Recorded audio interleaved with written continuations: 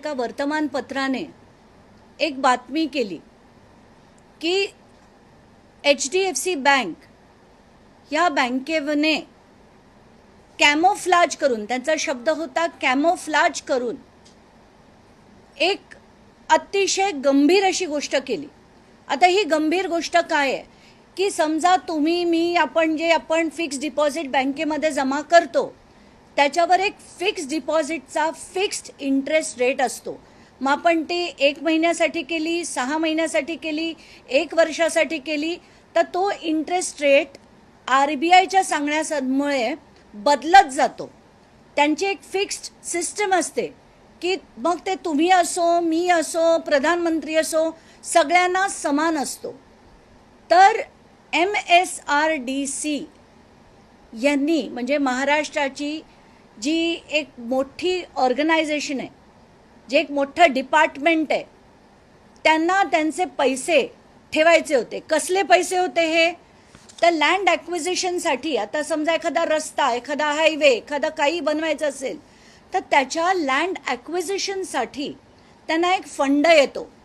तो फंड त्यांच्याकडे काही काळ असतो, तो वितरित करण्याच्या आधी. तर हा लँड ॲक्विजिशन फंड आम्ही HDFC बँककडे ठेवू असं त्यांनी HDFC बँकेच्या लोकांना सांगितलं.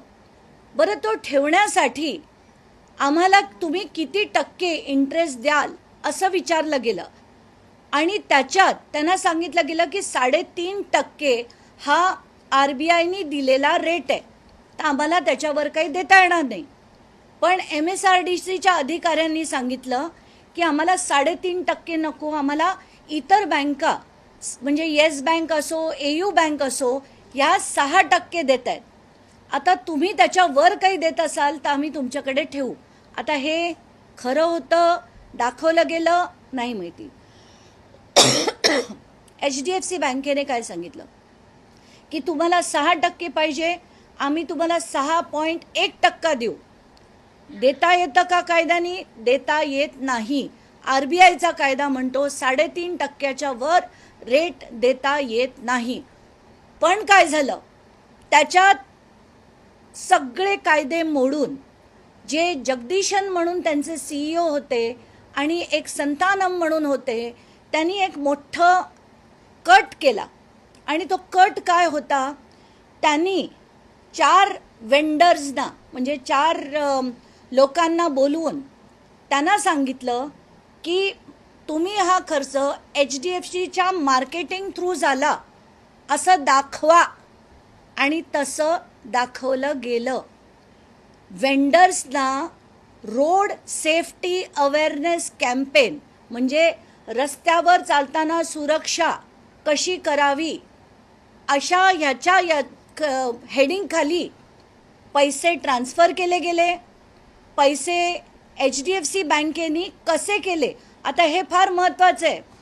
CEOनी ऑर्डर दिल्या का नाही, कमिटीने ऑर्डर दिल्या का नाही, लीगल डिपार्टमेंटने ऑर्डर दिल्या का नाही, कोणीही ऑर्डर न देता फक्त वरून सांगितलं गेलं.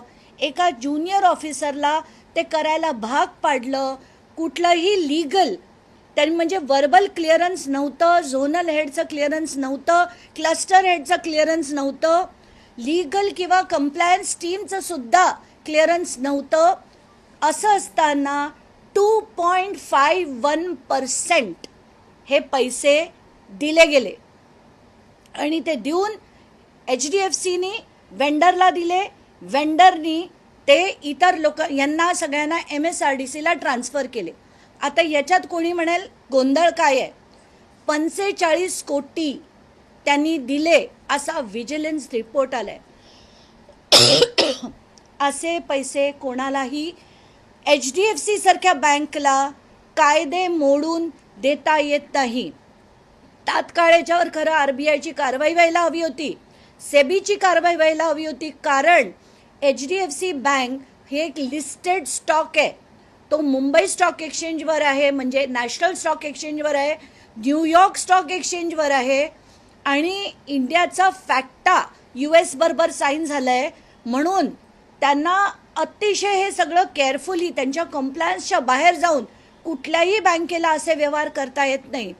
तर हा HDFC बँकचा अतिशय मोठा फ्रॉड असं HDFC बँकनी केलंय.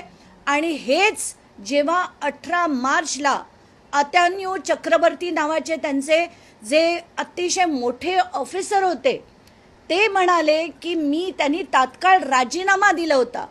तो राजीनामा दिल्यानंतर ऑडिटमध्ये ही इन्क्वायरी निघाली. ऑडिटच्या क्वेरीनंतर एक विजिलन्स कमिटी बसवली गेली आणि विजिलन्स कमिटीचा रिपोर्ट आहे की हे सगळं चुकीच्या पद्धतीने पैसे ट्रान्सफर करून MSRDCला दिले गेले. आता आपल्या MSRDCचा काय रोल त्याच्यात? आत्ताच्या घटकेला MSRDC म्हणते हे पैसे आमच्याकडे आले आणि ते जमा झालेत, पण मला जी भीती आहे की हे पैसे MSRDCनी जमा केलेले नाहीत. आणि अनिल कुमार गायकवाड जे आधी महाराष्ट्र सदनच्या स्कॅममध्ये सस्पेंडेड ऑफिसर होते ते आता MSRDCच्या उच्च पदावर आहेत, सर्वोच्च पदावर आहेत. आणि ते आणि त्यांचे इतर सगळे जे ऑफिशियल्स, सिनियर ऑफिशियल्स आणि मंत्र्यांनी हे सगळं आता क्लॅरिफिकेशन देणं गरजेचं आहे. आत्ताच्या घटकेला महाराष्ट्र सरकारने तात्काळ, कारण भ्रष्टाचाराची सगळ्या सीमा आपण ओलांडल्या आहेत. आत्ताच्या घटकेला एकानंतर एक रोज नुसता भ्रष्टाचार भ्रष्टाचार भ्रष्टाचार. खरंच थकलो काढून आता. मला तर खरं गंमत अशी वाटते की विरोधी पक्षाने काल सकाळी हा रिपोर्ट आल्यानंतर काहीच विरोधी पक्ष बोलला नाही आहे. हे खरं अतिशय शॉकिंग आहे. कारण बँकिंग सिस्टम जिथे आपण सामान्य माणूस आपला सगळा पैसा ठेवतो, फिक्स डिपॉझिट काही होऊ नये म्हणून ठेवतो, त्या बँकासुद्धा जर अशी गैरकृत्य करत असतील तर हे अतिशय गंभीर आहे. हा भाग 1 आणि भाग 2 म्हणजे MSRDC सारखे डिपार्टमेंट्स असं चुकीचं केलेला पैसा घेतायत.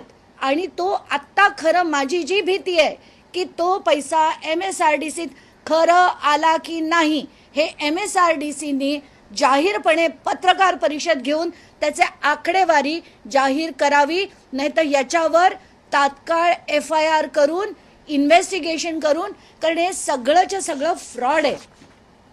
त्याच्यात कुठले कुठले सेक्शन लागतात तर चीटिंग, क्रिमिनल कॉन्स्पिरसी, कारण याच्यात खूप सिनियर ऑफिशियल्सनी एकत्र मिळून ठरवलंय. त्याच्यात तिसरं म्हणजे फोर्जरी का? कारण पैसा होता तो त्यांना इंटरेस्ट म्हणून द्यायचा होता, पण तो थेट देता येत नाही म्हणून वळवून त्याला मार्केटिंग टीमकडे दिला, 4 वेंडर्सकडे दिला. त्या 4 वेंडर्सकडे दाखवलं की हा पैसा आम्ही रोड सेफ्टी कॅम्पेनसाठी देतोय.